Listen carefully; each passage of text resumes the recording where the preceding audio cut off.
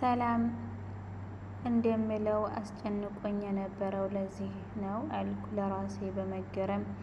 እንደዚህ አርፋጅ መሆንሽን አላውቅም ነበር አለኝ በመገረም እያየ። የሚገርም ነገር ለምን እንዲሆን አላውቅም፣ ቀጠሮ ላይ በሰዓቴ መድረስ ፈጽሞ አይሳካልኝም።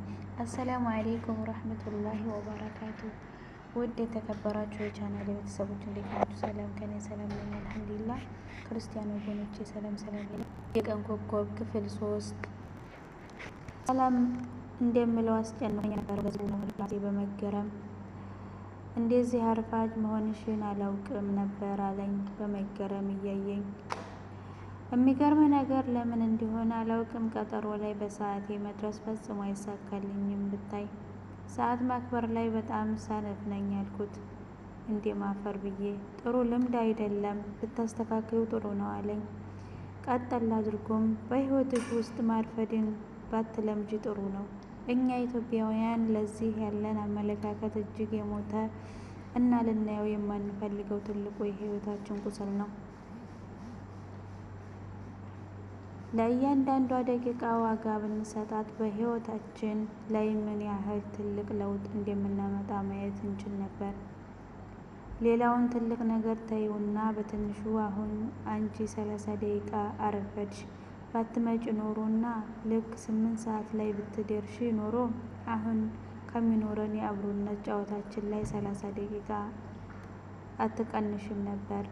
ሌላውንም ነገር ላይ ይህን ያህል ዋጋ ታጫለሽ ማለት ነው አለኝ እና የነገረኝ ነገር እንደተረዳሁት ለማወቅ አይኑን አይኔ ላይ ተክሎ ሲመለከተኝ ልክ ነህ በሚል ራሴን አወዛወዝኩና በህፍረተ አይኖች እየሳቤ ለምን ይሆን እኛ ሰዎች እውነት ስንበሚያደርግ ከራሴ ጋር እያወራሁ ቦርሳዬን ከፍቼ በድጋም እና በእረፍት ምክንያት ያላበውን ፊቴን ለመጥረሱ ሳጣ የብስኩት መጠቅለያ ወረቀት ቦርሳዬ ውስጥ ሲያይ እኔ ተደብቀሽ ብቻሽን የበላሽው የብስኩት ወረቀት ነው አይደል?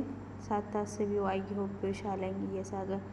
አረ ወረቀት የዛሬ አይደለም፣ ትናንት ከስራ ስወጣ በጣም ርቦኝ ስለነበር ገዝቼ በላ ቆሻሻውን መሬት ላይ መጣል ስለማልወድ ቦርሳዬ ከትቼው ነው፣ ያው የራሴን ኃላፊነት ለመወጣት ያህል አልኩት። ፈገግ ብሎ ዋው በጣም ሀሪፍ፣ እኔም ቆሻሻን መንገድ ላይ መጣል አልወድም። በዚህ ሀሳብ ላይ ብቻዬን ስላልሆንኩና አጋዥ ስላገኘው ደስ ብሎኛል። ሁሌም የየራሱን ኃላፊነት ቢወጣ አዲስ አበባ እንደ ስሟ አዲስ ትሆን ነበር አለኝ።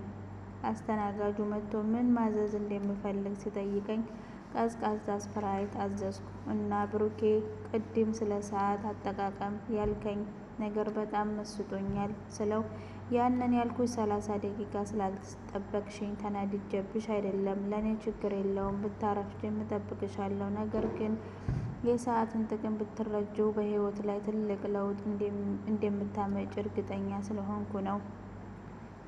በእርግጥ ከሩቅ ሰፈር እንደምትመጪ ሳልረዳሽ ቀርቼ አይደለም፣ ነገር ግን ርቀቱን እንደ ምክንያት አስቀምጠሽ ማርፈድሽ ግን ልክ አይደለም።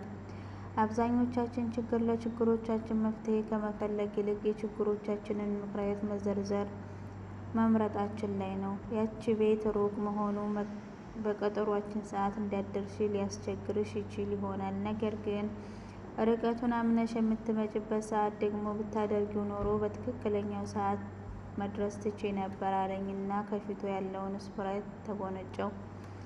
መቼስ በውስጥሽ አረ በጣም ተፈላሰፍክብኝ እያልሽ ነው አይደል? እኔ ግን የፈለግኩበትን ነገር ከመናገር አልቆጠብም አለኝ በድጋሚ ከስፕራይቱ እየተጎነጨ። በጭራሽ፣ እንደውም ግልጽነትህ በጣም ወድጀዋለሁ። የሚገርምህ ነገር ድሮ እንደዚህ አልነበርኩም። የሆነ ቦታ ስሄድ በሰዓቴ ነበር የምደርሰው። ከተወሰነ ጊዜ ኋላ ግን ጓደኞቼ በቀጠሯችን ጊዜ እያረፈዱ ሲሰለቹኝ ነው መሰለኝ እኔም ማርፈድ ጀመርኩ ስለው ሳቃልና በእርግጥ እንደዚህ አይነት ነገሮች ሊያጋጥሙ ይችላሉ፣ ነገር ግን ይሄ አጋጣሚ አርፋጅ እንድትሆኚ ሊያደርግሽ አይገባም ነበር።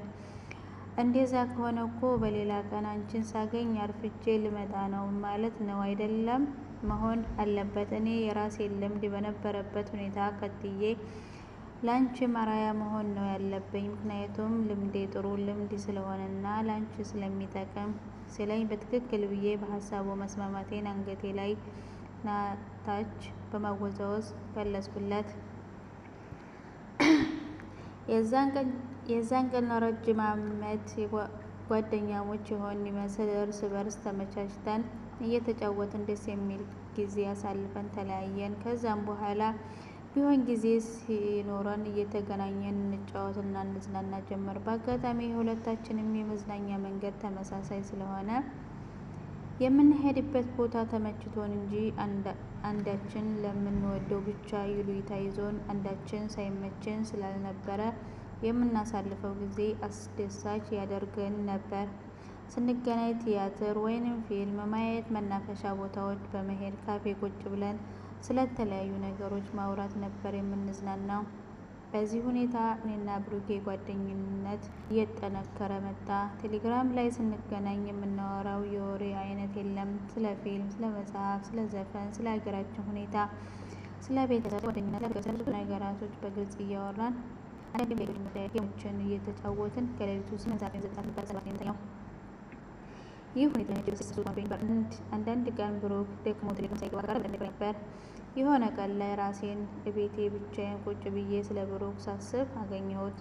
ሳላስበው የብሩክ መልክ ፊቴ ላይ ድቅን አለብኝ። ብሩክ መልኩ ቆንጆ እንደሚባል ወንዶች አይደለም፣ ግን ደግሞ የደስ ያለው ጠይም መልከኛ ቁመናና የተስተካከለ ሰውነት ያለው፣ አይኖቹ አነስ ብለው ነገሮችን በትኩረት ለመመልከት እንዲረዳው ወደ ውስጥ ጉድጉድ ያሉ፣ ሰልካካ አፍንጫ ያለው፣ ጥርስ ዘርዛራ፣ ፈገግታ ከፊቱ የማይጠፋ፣ ፀጉሩ እንደ አብዛኞቹ ሰዓሊዎች ያልተንጨባረረ ወይንም ራስታ እንደሚባለው ወደ ታች ያልተጎዘጎዘ፣ እንደ ዘመናቸው ወንዶች ሱሪውን ዝቅ አርጎ የማይለብስ ደስ የሚል ወጣት ልጅ ነው።